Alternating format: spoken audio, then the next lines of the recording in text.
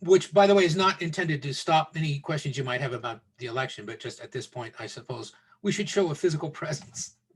Are there any other questions about the election? There is going to be that thing this afternoon at 5 o'clock, from 5 to 6. I don't know what we're going to do in an hour. It takes a hell of a lot more than an hour to make sense of this. So, but anyway, there's going to be that So event. I have a question. So if Biden, say, wins Michigan and Nevada, that'd be 270 electoral votes exactly. Done. Is that Yeah. a normal, like common electoral like split?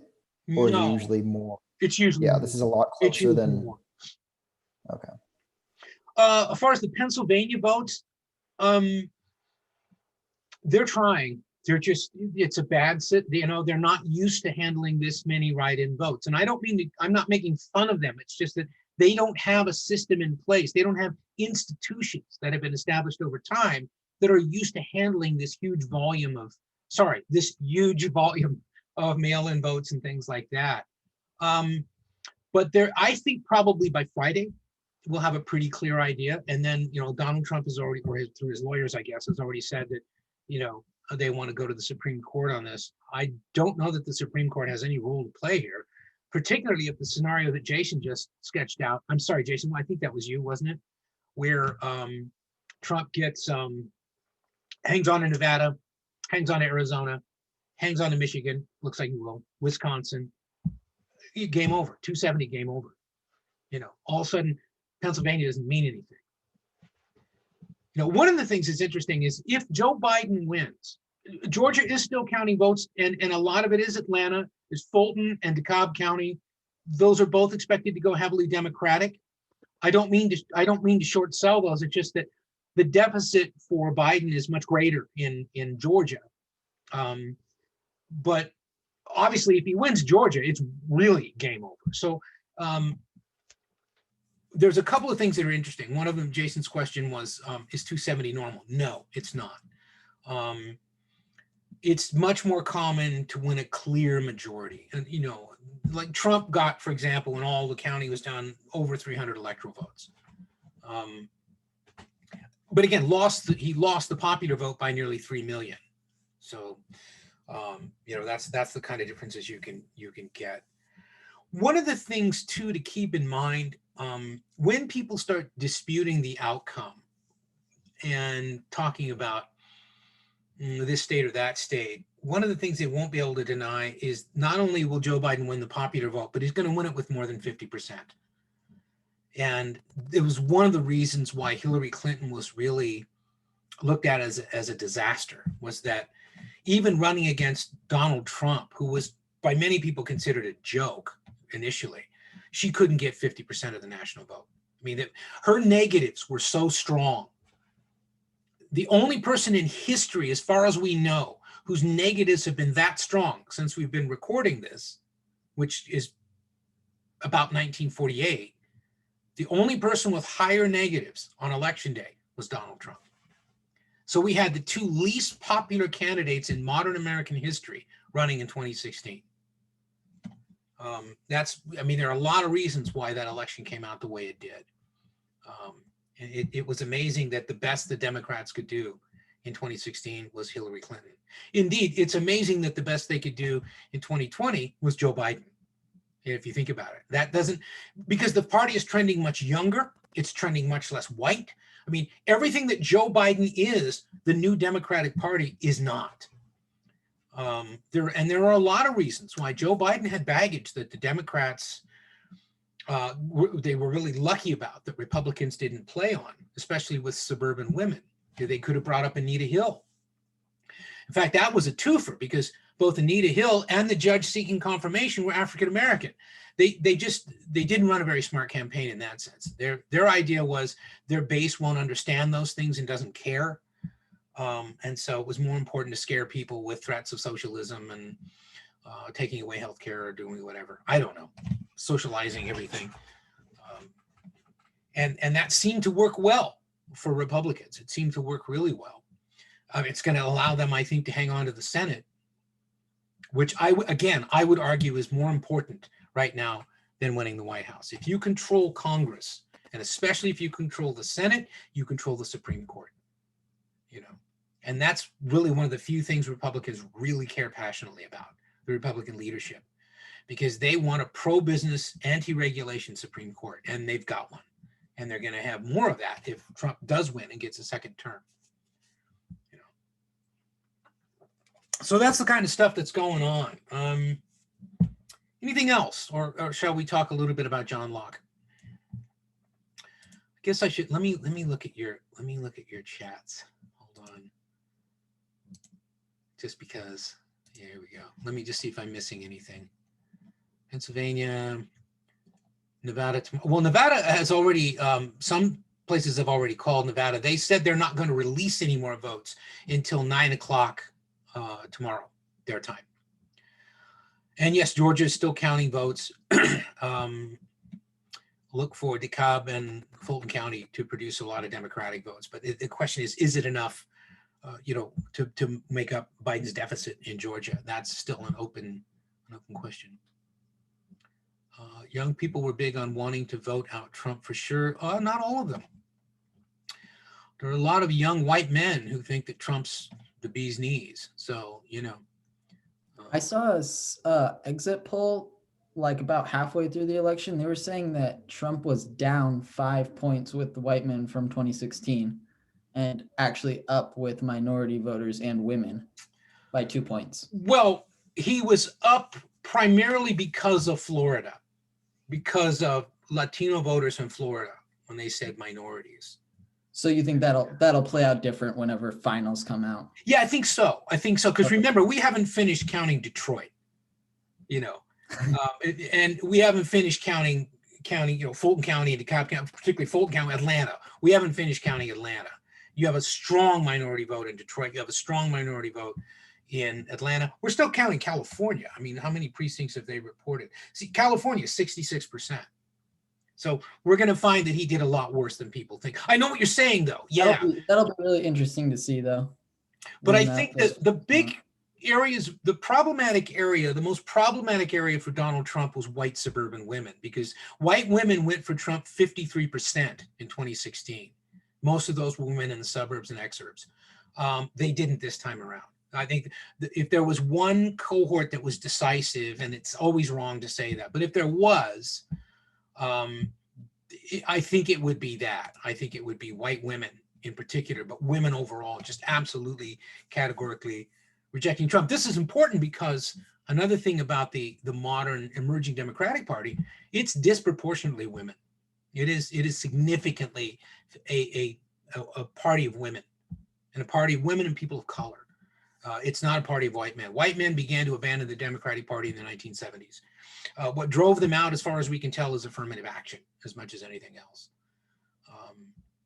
It wasn't Vietnam or any of that kind. It was affirmative action. It was anything that threatened the hegemony of white men in American life. And for those of you who think that this is something Donald Trump started, go back to the 70s. It was absolutely. I would also remind you, if you think that this race-baiting politics is new, go back and look at the 1968 election. George Wallace was a publicly committed racist and segregationist who won 5 states and 45 electoral votes in 1968. He won 14% of the vote. Okay, so this is not new. And unfortunately, you're being sold this bill of goods that somehow Trump broke the system and all this stuff, was never here before. It's always been here. Always. It's always been here. This has always been a tough stratum of American political, of the American political landscape. It's just this tough, resistant, white nationalist kind of ethos. It's very much a part of the American experience, very much. And every country's got it. There's white nationalism everywhere. There's non-white nationalism. I mean, if you go to sub-Saharan Africa, you're going to find people who you can't really call white nationalists, but they've got the same ethos, the same ideology, the same intolerance. This isn't unique to white people. It's nonsense. So it's a lot of things. It's just that when you're in a white majority society, it's more visible because people can get away with it, unfortunately. All right. Anything else? See, I think you're thinking, hey, if we keep asking him questions, man, we don't have to talk about John Locke because I didn't read that stuff. Going on by that, so Joe Biden currently has like a little less than like a 70,000 deficit in Georgia, like at least the numbers that I'm seeing from the Associated Press. Yeah, that's right. And is that insurmountable for him? No, you it's think? not. No. Okay. And then It's North difficult. Carolina. It's difficult. Just one Yeah. at a time now. That's difficult, but not impossible because I don't have the numbers yet on what percentage of Fulton and DeKalb counties has reported. If it's less than 50%, in fact, if it's less than 60%, Biden could still win. Yeah, and That then would be North Carolina astonishing. is similar, Yeah. but like it's not close as close. It's pretty close. It is pretty close. North Carolina, I've got is roughly 40, almost 49 to 50 in North Carolina. Oh, true. Yeah. Percentage, right? But I don't. Yeah, because I have think 2,700,000. there's not nearly and as much of 2,600,000. there's not as nearly as much of the vote left as far as I know in North Carolina. The more progressive parts of North Carolina, I think, are pretty well represented because in both cases, they've already got, they're estimating they've got about 95, 96% of the vote. So if they were at 70% of the vote right now and the races were that close, it would be much more likely that maybe you'd see Biden gain there. We don't know. You got to count the votes. We got to be patient. But it's like, you know, people still say Pennsylvania, but he's down by like 5.5 points in Pennsylvania. And that's what I've got here, 86%. You got me looking at this damn map again, though, man. I'm mad at you now. But that's the thing. I mean, some of these, again, when you think Pennsylvania and you think Democrats, normally you think Philadelphia and the immediate Philly suburbs. Because there's been, you watch, one of the interpretations you're going to get is a suburban revolt against Trump. Part of that is that 248, 214 is what I have as well. That's with Arizona called, but not Nevada and not Michigan. Yeah, even though he's likely to win in Nevada, I think, because they got to do, they got to do Maricopa County. They got to do a couple of other things. Yeah, probably going to win. Vegas, all that. All right. To make a little bit of a transition that may not be as dramatic as you might think, what does John Locke have to say about slavery? Chapter 4, the second treatise on civil government. Come on, it's 4 paragraphs.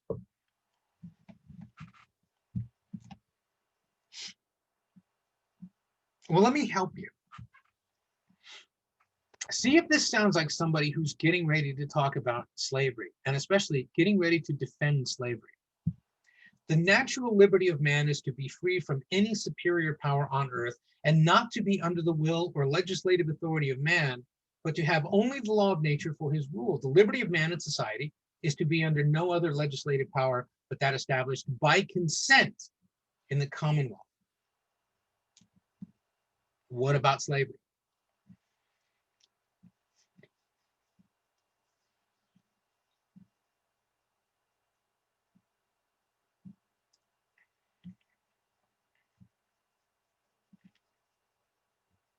Should I assume from this that chapter 4 was not widely read? Is that a fair assumption? Come on, I need to know. I didn't read it. Yeah. Did anybody read it? I only watched the video. Yeah, I don't Barely talk got much there. about slavery in the video. I only went up to chapter 3. Same here. Which is interesting because I told you to skip chapter 3. And you started with chapter 2. So in other words, you read the chapter we already talked about, chapter 2, yeah? Is that right? Yeah. And I'm supposed to have faith in you as potential voters who are going to lead America? I mean, you did say last meeting, read chapter 2, if anything else. What's that? You did say to read chapter 2 last time. No, but I said be specifically. prepared to talk about chapter Yeah. 4 on slavery. So it's not chapter 5 on entirely, it's just mostly our fault. It's entirely your responsibility. It's not about fault. Fault is for little kids. Responsibility is for adults. Which is it going to be? Jason. All right. Well, hell, we don't have anything to talk about, do we? I read it, but was confused by it because by nature, he says we are all equal unless Lord and Master something, and I lost that. I'm sorry. Well, I'll tell you what, we can't talk about it if you don't read it. I think the election may have been a distraction for you. I'm going to give you the benefit of the doubt that you, like me, were spending all night running electoral vote scenarios, texting and emailing madly with people, talking to people from the Associated Press, laughing with them, not drinking nearly enough beer, no longer smoking cigarettes, which was what used to make elections fun. You know, I knew that election night was a pack of cigarettes. No more, no After more. last night, our cigarettes are taxed more in Oregon. I quit. Hell, I don't care about my health. I just want my money, you know? All right. Well, then I want you then, you adults, to be adults. Now you have many days, right? Because we're not going to meet again until Monday. And we're not going to meet next Wednesday. So now, Jason, you have to read chapter 4 on slavery and chapter 5 on property. And be ready with notes, okay? Make notes. If you read something and don't understand it, make notes. And then when I say, okay, has anybody read chapter whatever, you know, chapter 4 on slavery? If you've got a note, you can say, well, yeah, I gave it a go, but I didn't understand this. What does this mean? And you can ask me that, and then we can talk about it, okay? It's okay. I actually have a question. All right, let me just, before you do that, just so you know, we're where we need to be in the syllabus. We're not behind or anything. So it's almost like we're sort of taking a day off. When I wrote this class for this term, I took the election into account as a possible distraction. So if you were spending the time watching the election or following the election or arguing about the election or whatever, then you were doing what you should be doing. And I certainly, for all that I'm joking, I certainly would not discourage that. So that's okay. We can catch up. We got plenty of time. Sorry, Isabel, what were you going to say? I had a quick question from chapter 4, just something that he said. I think it was the second paragraph. He said, nobody can give more power than he has himself, and he that cannot take away his own life cannot give another power over it. I don't know. It just seemed like a lot of words in one sentence I didn't quite understand. Right. That's why I say this is he's doing a little bit of legerdemain here with his words.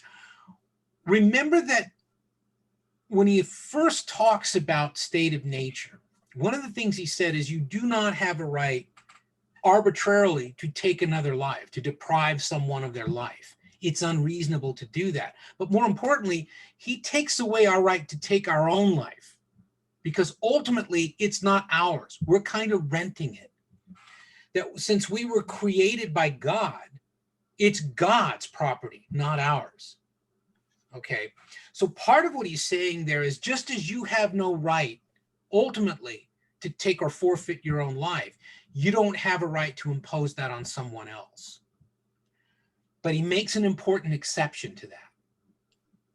In other words, he's trying to say you can't surrender your life, you can't give it up.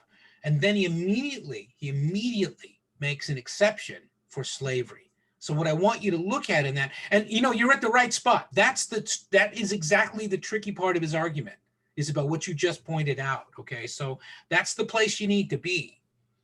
But watch where he goes from there. Okay. And he's trying to make this justification for slavery under certain circumstances. And it's an open question as to whether or not he does that. The other question is, and I want you to kind of look into this, why would John Locke, writing between 1688 and publication in 1690, why would he justify slavery? If he's a philosopher and his objective here is to get at a universal truth and thereby advance the knowledge of the species, why would somebody like that be very careful to make an argument that preserves slavery? So when you're thinking about chapter 4, think about that. Okay, why would he do that? Okay, now when you're thinking about property, in chapter 5, one of the things I want you to look at is his theory of how property is acquired. He has a certain way of describing what is ours by right. You know, what has to happen for us to be able to claim ownership of property? Okay, so I want you to look for that, because private property is the absolute bedrock of his theory. It really is. The entire theory of liberalism kind of means nothing if you don't have as absolutely sacred rights to private property, to be secure in your property. Now, in fairness, what some people forget is sometimes when he uses the word property, he includes in that your life and your health. But if you, I would say, read carefully, that's being disingenuous, because elsewhere, like where Isabel pointed out in the discussion of slavery, he seems to imply that the ultimate owner of life is God, the creator of that life. And so that's why you don't have a right to take your own life. Okay. I mean, if you think about the admonitions against slavery in, for example, the Catholic Church, I'm sorry, not slavery, suicide in the Catholic Church, isn't part of the argument among Catholics that, wait a minute, that's God's decision, not yours, which would imply you don't have total control over your own life. Ultimately, your creator does, and your creator is God. Okay. There's a little bit of that argument in the slavery discussion. Okay. But I want you to look in chapter 5 and think, well, wouldn't he says property? How do human beings go about accumulating property in the state of nature? Because all this happens, the unequal distribution of property and so of power, all that happens in the state of nature. Because it happens in the state of nature, we don't want to get rid of it because it's natural, right? That's another part of his understanding of property. That, yeah, there's going to be inequality. That's okay. It's natural. And that's a fundamental assumption of liberalism, is the unequal distribution of property is natural. Okay. See, this isn't quite what you think of as liberalism when you think of what, you know, a Republican would call a liberal, which is like a left-wing lunatic. This is not what this is. But keep in mind that at the time he's writing, some of these ideas, like he's an anti-monarchist, for example. He wants to see the dissolution of the absolute authority of the monarchy. He writes against the monarchy. That was radical in its day. Okay. Liberalism is the substitute for the monarchy, government by consent. Okay. So keep that in mind. Any other questions about either chapter 4 on slavery or chapter 5 on property? Because now you have, question. Yeah, go ahead. Okay, so in chapter 5, I was a little confused, mainly because it seems like there's some contradiction, but maybe that's just the way I'm interpreting it. Because in chapter 5, he says that each person has, you know, ownership of their own body and the labor that they perform with their body. But Yeah. that's not talked about in the slavery part. He doesn't talk about the property of a person's body. Nope.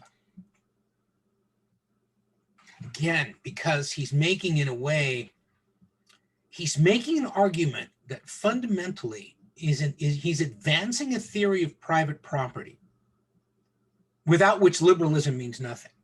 The obstacle to making that theory easily explicable is slavery, because this is the end of the 17th century, and slavery is a powerful engine of the expansion of early capitalism.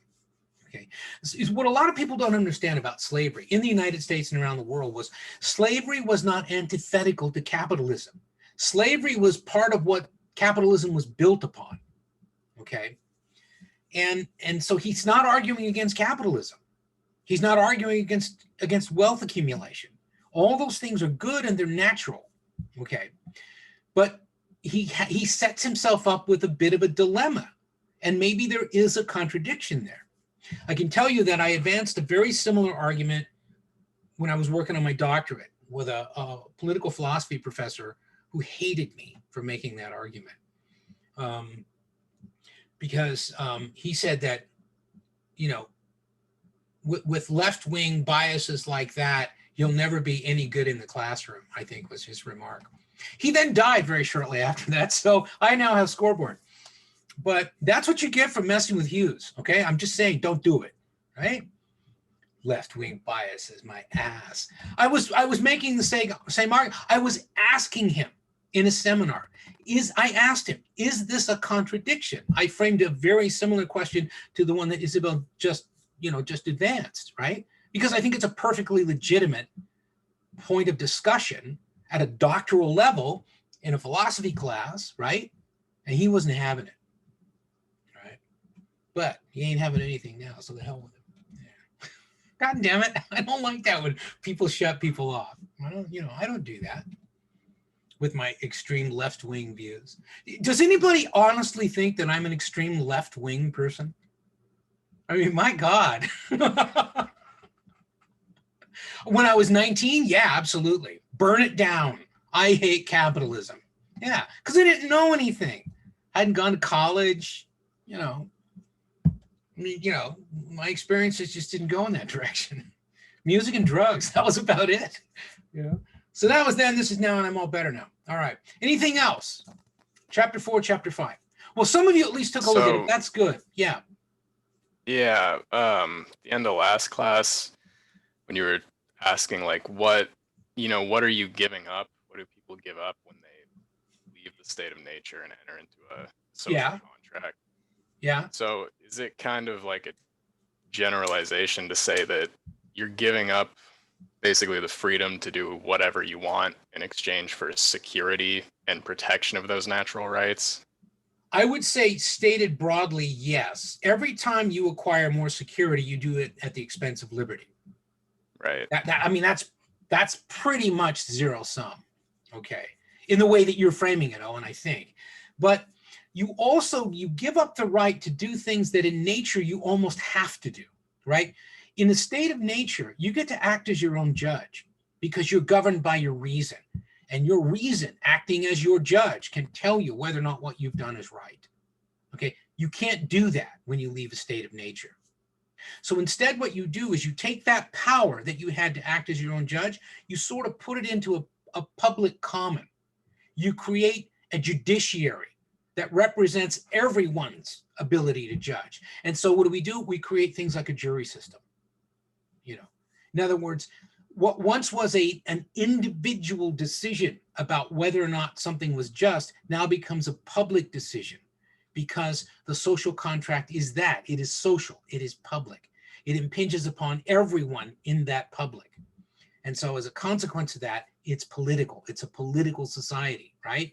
In this society, we're going to resolve public questions. We're going to do that with respect to judgment and criminality by allowing impartial institutions to adjudicate our disputes, the inevitable disputes that we're going to have because of differences in acquisition of property or the way we treat each other or acts of violence or anything else, rather than just me being able to say, well, there's a law, but it doesn't apply to me because I say that everything I did was just and I don't care what the law says. You can't have that in a social contract. So you give up the right to act as your own judge. You also give up the right to enforce that judgment. That is, you give up the right, for example, in a civil society, generally speaking, you give up the right to police violations of law. You turn that over to an impartial institution. Okay. And again, this was long before modern police forces were created. Right. Those are modern police forces are really a kind of 19th century, mid-19th century innovation. But what you give up is the right to just say, not only was what you did wrong, I get to kill you for it. Because one of the ideas that he talks about in a civil government is it's not reasonable to impose any punishment that is out of proportion to the harm done by the crime. So yeah, no vigilantes, exactly. Whereas in a state of nature, that essentially can be a vigilante society. If you can get enough people to say, hey, yeah, let's go kick that guy's ass and he took my stuff, then boom, yeah, you can do that. Sure you can, but not under a social contract in a civil government, right? Those are the things. And again, you don't give them up, you give them over to a public trust. It's a little bit different. Yeah, but that's a good question. That's the kind of question I want you to be thinking about with respect to, well, so we go into the civil government. we gain a little security, what does it cost us? The absolute ability to be completely arbitrary and capricious by saying you're guided by your own wisdom. That's no longer sufficient. There's a public trust now, and everyone's accountable to that. Whatever form it may take, that's decided by the people when they form their social contract. Okay, anything else? Those are good questions. That's good.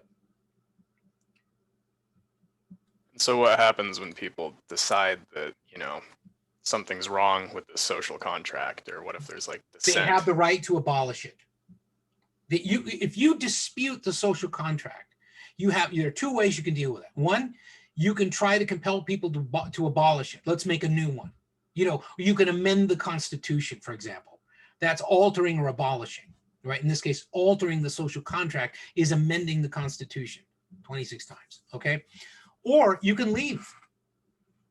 And you can go find another social contract to live under that you find a little more conducive. So, for example, I mentioned, you know, those voters from Latin America who had come to live in Miami-Dade County from Venezuela. They didn't like that social contract. Those particularly white Cubans who came from Havana and surrounding areas, right, with the fall of Batista and the rise of Castro and socialism, they didn't like that. They couldn't alter or abolish that social contract because it was enforced on them by a barrel of a gun. So they left. That's consistent with the notion of Lockean liberalism. Does that make sense? Again, Yeah. you might disagree. You might say, well, that's not practical. Maybe it's not. Maybe it's a dumb theory. The main thing is that we understand it before we start to critique it, that we think, okay, I get what they're saying. I don't think it works, but I get the logic of it. I had this discussion in my international studies class with respect to world systems theory. And there was a student who was concerned that the theory, he didn't understand that I was arguing the theory, and he thought that I was trying to convince people of something that I didn't even happen to agree with. Before you critique a theory, you should try to understand its assumptions and its logic, which is what we're doing with this particular series of questions. These are the right questions to be asking, though. This is good stuff. Okay. Would it be fair to say this guy's a little bit of an optimist? He kind of seems like the opposite of someone like Hobbes. He's very different from Hobbes. Hobbes was much more pessimistic. Hobbes had endured a lot more suffering. Hobbes had seen, you know, he had seen revolution. He had seen persecution. He'd been compelled to leave his own country. You know, Locke had never experienced these things. Locke had a lot more confidence in this new, just beginning to emerge kind of merchant middle class, that they were sensible, reasonable people who, if properly empowered, would make good decisions. Yeah, I mean, much more optimistic, much less dark view of humanity. You know, what the way to keep that in mind is what Hobbes describes as the state of nature, a war of all against all. That's what Locke calls a state of war. And he says that's not normal in the state of nature. But unfortunately, it's hard to fight it off. That's why we leave the state of nature, because there's always going to be someone willing to put themselves in a state of war with us, to violate the law of reason, simply to acquire what they want. And so we retreat to the protections and security that you're talking about, Owen, with the social contract. Okay, we give up a little bit of our absolute freedom, but now we're much safer in our lives and our liberty and our property than we were before. Maybe we have somewhat less liberty, but a lot more security to counterbalance it. Yeah. Remember that Hobbes's response to the state of nature was the Leviathan, an absolute sovereign. He didn't trust people at all. He had a very dark view. No. Yeah, very dark. He was view of people. very, very No, that's a great pessimistic. point. And it's a good thing to remember that part of what we're seeing in this theory is someone who is much more optimistic about the essential good nature of human beings. And there are some of us who don't agree with that, who think that, no, human beings are too fallible. This is not going to work in every situation. And there are a lot of people who are looking at what's happening in the United States right now and thinking that very thing. You know. Okay, again, very good questions. And this is a good introduction to making sense out of John Locke. We have plenty of time to do this. The schedule runs weird this year in terms of when we actually stop, because we started on a Wednesday, so that kind of throws off what week we're actually in and everything, but you're gonna have plenty of time to finish your last assignments and things like that, so don't worry about any of that. All right, any other questions, comments? Okay. So again, focus on slavery and property, but again, don't stop asking questions about the notion of civil government and what the limitations of that might be, or how we go about putting it together. We can continue on that discussion as well. Otherwise, with respect to the election, I will just give you the admonition, be patient. These votes are all going to get counted. I have seen, now again, not like I am privy to this, but I have had nothing on but the news for the last 24 hours. I have seen absolutely no evidence of fraud or any kind of malfeasance associated with this election. And I mean zero. We might find that this is one of the cleanest elections that we've ever run because so much scrutiny has been placed on it. And, I think there's a certain amount of confidence that you can have in whatever the result is, whether you like it or not, that it is at the very least legitimate under the form of institutional guidelines that we've established over time. So I think patience is about the only thing that will sustain you here. All right, nothing else? Then I will see you on Monday, by which time we might know what our government's going to look like for the next 2 to 4 years. Okay, I'll see you on Monday. Thank you.